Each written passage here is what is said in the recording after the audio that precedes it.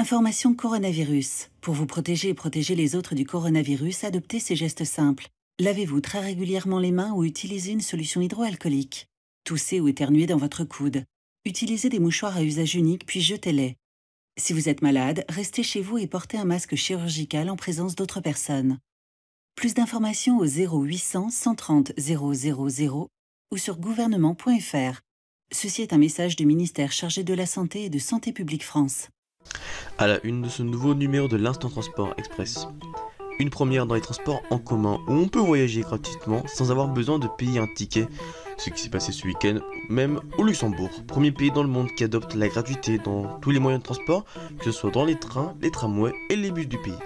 Le Luxembourg, premier pays à avoir adopté la gratuité totale dans les transports, c'est notre nouveau thème de ce nouveau numéro. Thème, débat, question, tout ce qui touche transport en commun. Dimanche 1er mars 2020, c'est l'Instant Transport Express. Bienvenue.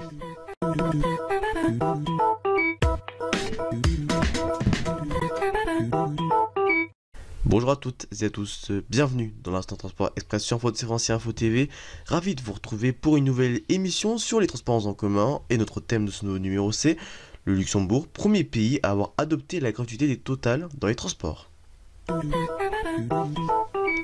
Dites au revoir aux abonnements et autres tickets de transport. En effet, le Luxembourg est devenu ce samedi le premier pays au monde à adopter la gratuité totale des transports publics à niveau national. Seuls les tickets de train pour étrangers et les billets de première classe resteront payants dans des points de vente précis. Dès samedi 29 février, le Luxembourg va retirer progressivement les distributeurs de billets dans les gares et accorder la gratuité pour les trains et les bus, ainsi que les tramways. Elle a été appliquée depuis août 2018 au moins de 20 ans et maintenant elle est ainsi généralisée pour l'ensemble des personnes. Ce samedi est le dernier jour d'ouverture du guichet à la gare centrale du Luxembourg. Les agents doivent être reclassés et s'inquiètent de ce qu'ils vont devenir. Yannick, l'un d'eux, se confie. On ne sait pas encore ce qu'on va devenir, tous les agents de mobilité et transport public s'inquiètent, ce n'est pas encore clair. Quelques 40% des ménages utilisent les transports publics au Luxembourg et la gratuité vantée par le gouvernement comme une mesure sociale représentera une économie estimée à environ 100 euros d'économie en moyenne par foyer et par an. Avec la gratuité des transports, il y aura une baisse des automobilistes. En effet, dans ce petit pays prospère de 610 000 habitants, les embouteillages sont fréquents. Quelques 40% des déplacements professionnels y sont effectués par ce moyen, alors que 32% des déplacements pour aller au travail se rendent en bus, devant le train qui n'a que 10%. Si on prend Paris, près de 70 des travailleurs empruntent des transports publics chaque jour. Quelques 200 000 transfrontaliers rejoignent en outre quotidiennement le Luxembourg pour y travailler, dont 100 000 en provenance du Grand Est, et ils utilisent en majorité la voiture. Pour le ministre, qui rêve de faire du Luxembourg un laboratoire de la mobilité du 21e siècle, la gratuité est d'abord un levier pour provoquer le débat et améliorer la convivialité. Avec cette gratuité, s'inscrit dans une stratégie globale qui prévoit des investissements massifs dans des projets destinés à améliorer les infrastructures de transport.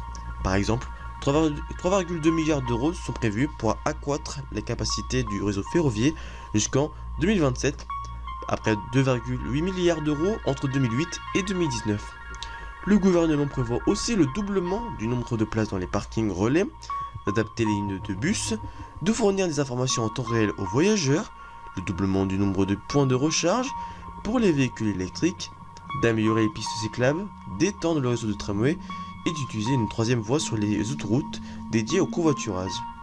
Et pourtant, ce plan ne fait pas l'unanimité. La présidente du mouvement écologique luxembourgeois, l'association environnementale, Blanche Weber, explique qu'on a investi durant des années dans la construction de routes, le gouvernement fort, mais on a un énorme retard en ce qui concerne le développement des transports en commun, pour qui l'amélioration de l'offre est plus importante que la gratuité.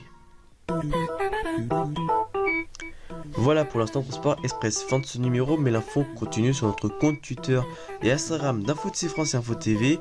A très vite sur Info France et Info TV, on se retrouve le mois prochain pour un nouveau numéro de l'Instant Transport Express.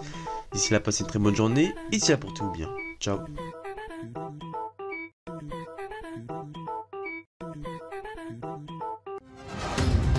Les premiers et second tours des élections municipales sont à vivre sur Info TV. Rendez-vous dès maintenant sur notre compte Twitter et Instagram pour suivre les dernières actualités qui façonnent ce suffrage. Et retrouvez-nous les dimanches 15 et 22 mars sur notre chaîne YouTube pour découvrir le nom de votre maire, les réactions politiques et les grands enjeux nationaux. Événement municipal 2020, qui sera votre prochain maire?